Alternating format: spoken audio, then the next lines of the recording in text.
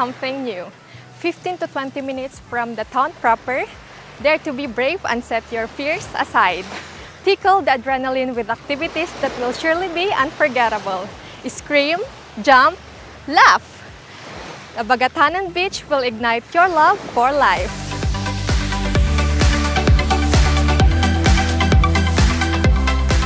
A relatively secluded area, Abagatanan is a small fishing village that is getting popular to tourists. For 300 to 400 pesos na Arkelesa tricycle, you can enjoy snorkeling, camping, beach bombing and hopping, banana boat riding, among others. For those who want to stay overnight, accommodations are available for 2,000 to 12,000 pesos depending on number of guests and room types and services. And may mga available din na cottages for 500 pesos.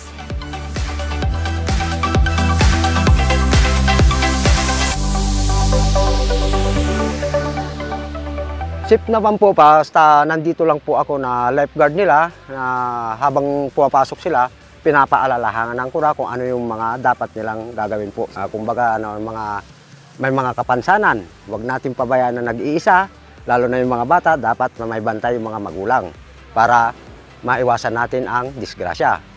At saka kung ano yung mga hindi dapat na karapat-dapat na gagawin dito, huwag nilang gagawin. Kung ano yung lang gagawin nila, maligo lang o ano.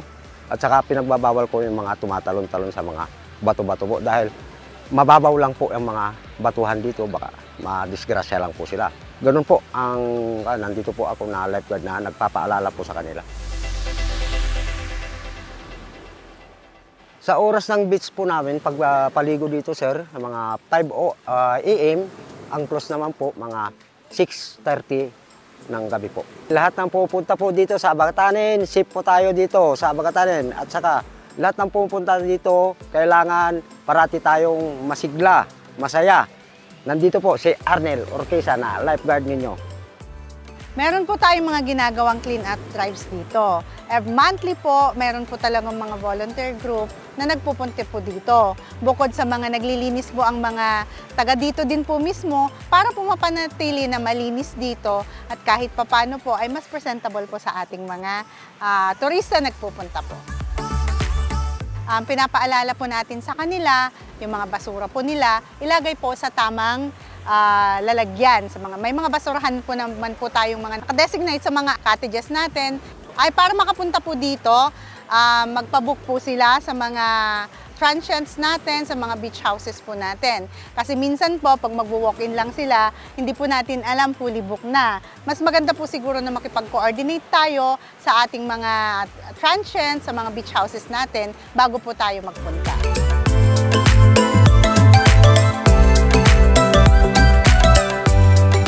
Having the longest shoreline in the province with almost 27 kilometers, every definition of fun is within the ice reach. And Abagatanan Beach is one that can offer both energy and calmness, noise and stillness, lonesome and togetherness.